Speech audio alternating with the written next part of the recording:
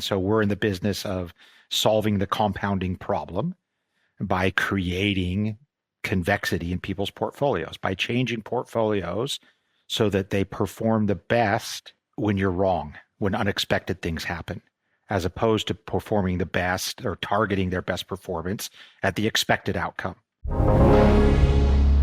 The tail risk people have become kind of famous over since the global financial crisis because of the outsized returns when everything changes.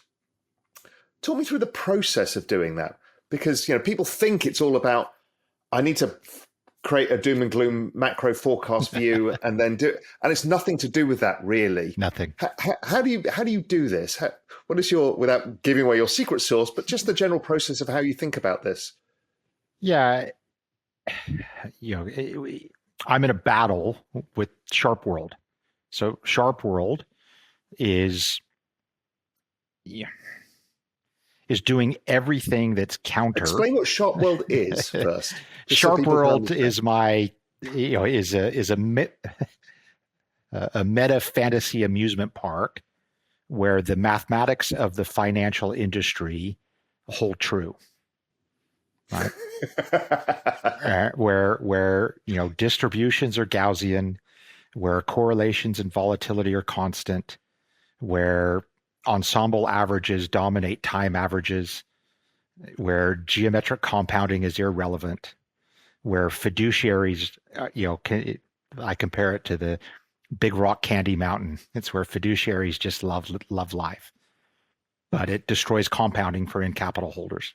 And so we're in the business of solving the compounding problem by creating convexity in people's portfolios, by changing portfolios so that they perform the best when you're wrong, when unexpected things happen, as opposed to performing the best or targeting their best performance at the expected outcome, right? As it turns out, not surprisingly, things that are expected to happen rarely have asymmetric returns. Things that are not expected to happen, whether they're, exploding higher private equity tech stocks or Amazon or whatever, or busts and sharp volatility correlation spikes, those things, if you construct a portfolio that benefits from them, to, again, Nassim's terminology, that's anti-fragile, will compound far, far better. And you get far superior risk reward dynamics in a multi-cycle investment portfolio. And in your strategies, do you just offer the tail, yeah, or do you offer sort of some positive funding so it's not expensive? Because your job is to lose money in options until you don't, yeah, and then you make up more money than you've lost in options, I guess. Yeah. How do you deal with that? It's quite hard. Yeah, a lot of people fail at that job. Some people have done pretty well, but a lot of people fail at doing that. Yeah. Yeah, it's hard. It's hard to play goalkeeper in an industry whose singular metric is goal scored, right? Yeah. And yet we would all agree, other than the flaw that the benchmark incentive is goal scored per game, we would all agree that in the actual objective, terminal standings at the end of the season, the goalkeeper is the most important guy in the field. Right. So our argument to everybody, so we only play goalkeeper, we only play defense. And we would tell everybody we speak to, and every pension fund, endowment, family office, wealthy individual, stop paying people for correlated risk. The market will give you correlated risk for free. Pay people for the negative correlation. Pay people to play defense. Now, there's not that many people willing to do it because the temptation to play to the market standard incentive structure is very high, right? But if you can find people who will do it, hire them, and then go out and take more risk. More, to your point earlier, you'll never hear me say, doom and gloom, the world's coming to an end, you've got to be bearish. I have meetings with a pension fund or somebody like that every day, and 100% of those are guys who haven't taken enough risk. They're not taking enough risk. They haven't taken enough risk. Because they can't. Yeah, because, the concept of risk management in Sharp World the 60-40 model is to reduce risk, right? The whole concept of the Sharpe ratio is that upside volatility is just as bad as downside volatility.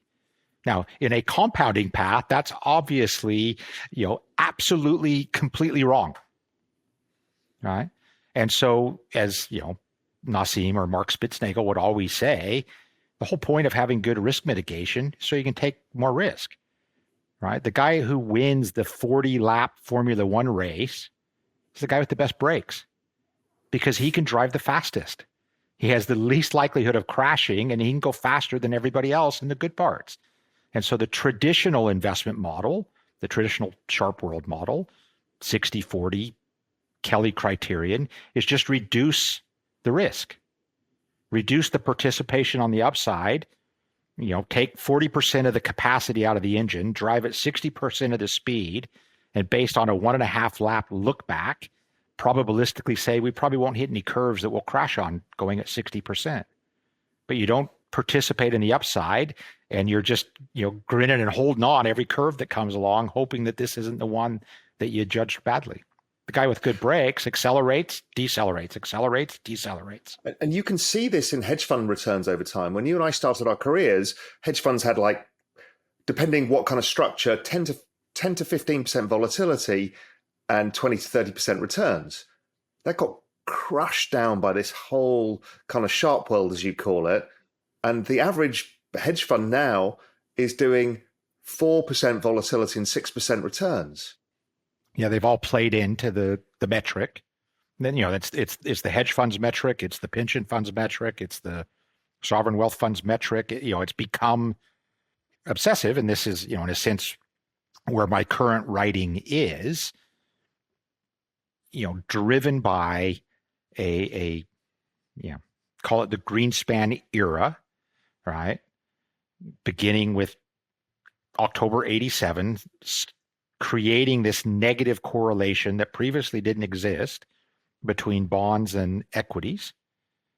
When he cuts rates, when equity prices fall, and then gets accentuated in the mid 90s when Greenspan and my old professor Janet Yellen and crew start to work towards this inflation targeting dynamic and decide to define price stability as at least 2% as opposed to 0, which actually was Greenspan's opinion at the time.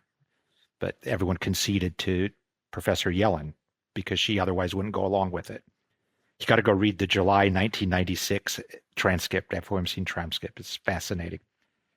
So this has produced an era, the window of the unprecedented anomaly of I quoted Ricardo Rice back in July and showed a picture in a paper that he had done that had 20-year blocks of UK inflation, mean and volatility of UK inflation over 20-year blocks going back to 1300. The beauty of the Bank of England, right? They've got data forever.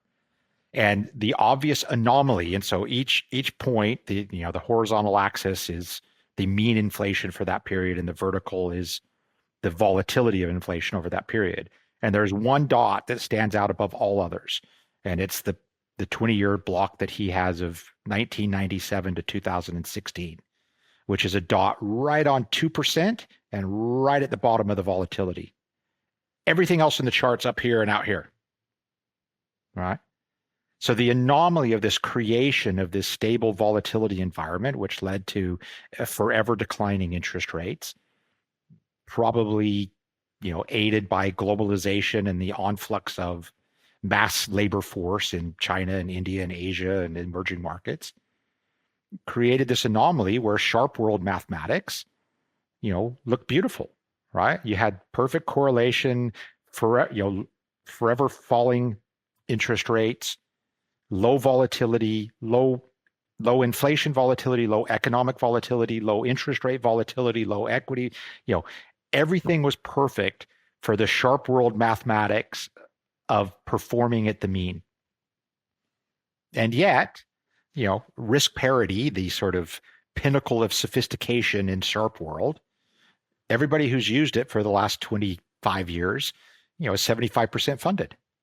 So I go around and give presentations at pension fund conferences, and any pension fund crowd is some spectrum between simple risk parity to advanced risk parity.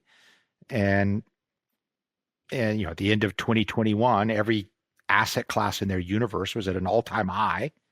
They've come through a multi-decade period of falling interest rates, perfect correlation, perfect central bank reaction function, and they're all massively behind their target. What's wrong with this scenario? And then I show the simple pictures of something that was, structured with convexity, something that's just agnostically beta and protection, is massively, multiple times in terms of terminal capital outperform that. No sophistication, no timing, no allocation magic, no anything, just convexity. Just because you then... But talk me through how you find that convexity, right? Well, because it's not for everybody, right? It actually takes a lot of understanding, analysis, and work. So talk me through a little bit about that, and then I want to come into Japan and some of the big convexity, weird mispricings that are out there. Yeah, there's different ways that different people do it. One, it's hard, right? Playing goalkeeper is a lot harder than people think. Right? Investing, in a sense, time is the main dichotomy. When you invest in something, time's your friend, right? You accrue the earnings, the coupon, the dividend, and each day as the duration of that gets shorter, your risk gets less. And so investors do most of their work before making the investment. And then once they've made the investment, they move on to something else to, further diversify the portfolio. But when you're on the other side of that, time's your enemy, right? When I go out and construct a convex liability structure, so in a sense, I'm managing liabilities, and there's a cost with that, and my sensitivity, my asymmetry to some outcome gets less every day. It starts, at its peak, and then tomorrow, there's theta, there's decay, there's et cetera. And so, it's a constant beast, to play goalkeeper. When you've committed that your job is at the end of the season, you're going to be, end of the year, you're going to be a bigger, stronger goalkeeper than you were at the start of the year, despite the fact that what you own is naturally losing strength and sensitivity every day. And so people go about it different ways in different markets, and because the nature of tail events is very path dependent. I always use the forest fire analogy. In a forest fire, only one tree starts on fire because of the lightning strike. The risk to the system is the contagion as the fire spreads from one tree to the next. Every other tree catches on fire because of the tree next to it. And so every forest fire is the same in that sense, but every forest fire is different. How it starts, when it starts, where it starts, how it spreads, which direction the wind blows.